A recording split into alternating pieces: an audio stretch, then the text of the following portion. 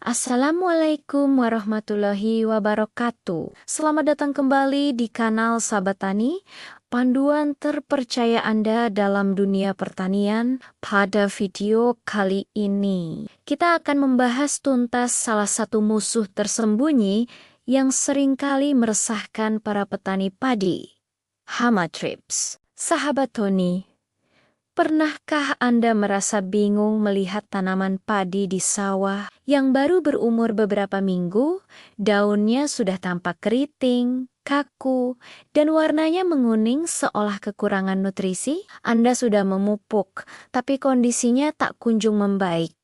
Jangan terburu-buru menyimpulkan ini masalah pupuk. Seringkali biang keladinya adalah makhluk kecil yang bernama thrips. Yang pertama, kita mengenal hama thrips lebih dekat. Jadi, apa sebenarnya thrips itu? Thrips, atau yang memiliki nama ilmiah seperti Thrips oryza, adalah serangga yang sangat kecil. Ukurannya hanya sekitar 1-2 mm.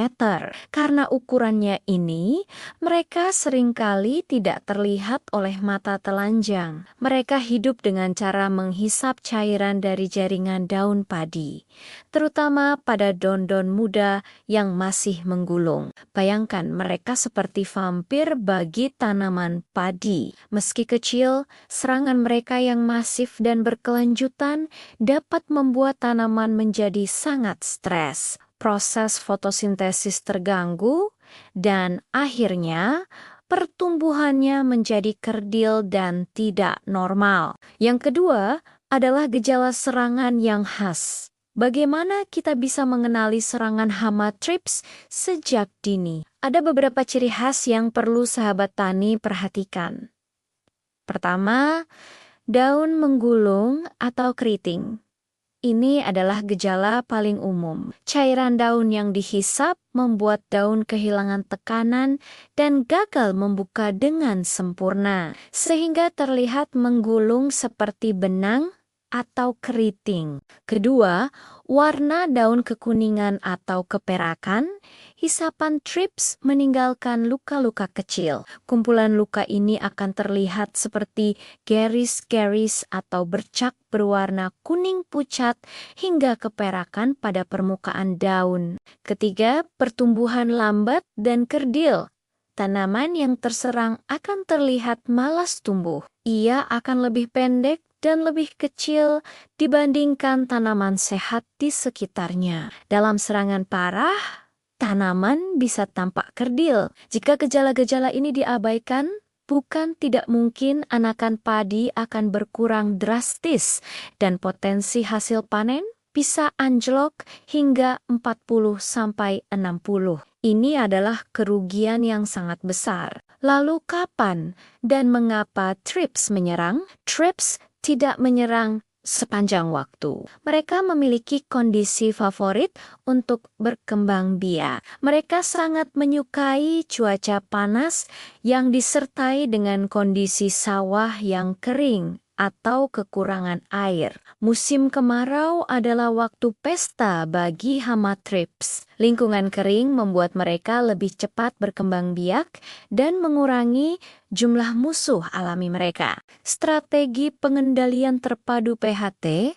Lalu, bagaimana cara kita mengendalikan hama ini secara efektif? Kuncinya adalah menerapkan pengendalian hama terpadu PHT yang menggabungkan beberapa metode. Metode pertama, pengendalian kultur teknis. Ini adalah langkah pencegahan yang paling mendasar. Pengaturan air. Ini adalah senjata utama kita. Pastikan sawah selalu dalam kondisi lembab atau tergenang secukupnya, terutama pada 3-4 minggu pertama setelah tanam. Thrips tidak suka dan tidak bisa berkembang biak di lingkungan yang basah. Sanitasi lingkungan, bersihkan gulma atau rumput liar di pematang sawah. Gulma seringkali menjadi inang atau tempat persembunyian alternatif bagi thrips sebelum mereka pindah ke tanaman padi Anda. Waktu tanam, jika memungkinkan, atur waktu tanam serentak untuk memutus siklus hidup hama. Metode kedua, pengendalian biologis di alam. Thrips memiliki musuh alami. Kita bisa memanfaatkan mereka. Lestarikan musuh alami di ekosistem sawah yang sehat. Terdapat predator seperti laba-laba, kumbang koksi ladybugs, dan beberapa jenis kepik yang memangsa thrips. Hindari penggunaan insektisida spektrum luas yang dapat membunuh masu-masu alami ini. Metode ketiga, pengendalian kimiawi sebagai pilihan terakhir. Jika serangan sudah melampaui ambang batas ekonomi dan metode lain tidak efektif, barulah kita menggunakan insektisida. Gunakan sesuai anjuran, pilih insektisida yang memang efektif untuk thrips. Baca label dengan teliti dan gunakan dosis yang dianjurkan. Jangan melebihkan dosis dengan harapan lebih ampuh, karena itu hanya akan merusak lingkungan dan memicu resistensi hama. Waktu penyemprotan, lakukan penyemprotan pada pagi atau sore hari saat thrips aktif mencari makan. Lakukan penyemprotan sejak gejala awal muncul untuk mencegah penyebaran yang lebih luas. Rotasi bahan aktif, jangan menggunakan insektisida dengan bahan aktif yang sama terus-menerus. Lakukan rotasi untuk mencegah hama menjadi kebal. Peran pemupukan berimbang selain pengendalian langsung.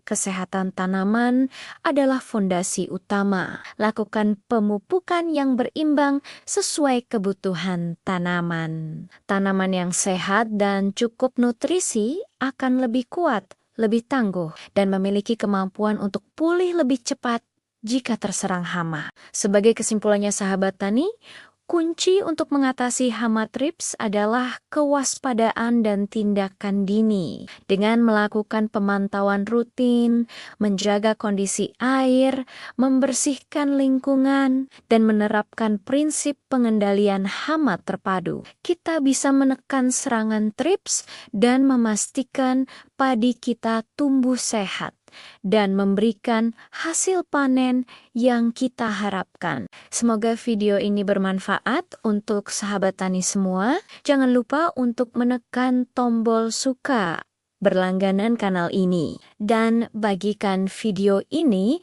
agar ilmunya dapat menyebar dan membantu lebih banyak petani di Indonesia. Terima kasih atas perhatiannya. Wassalamualaikum warahmatullahi wabarakatuh.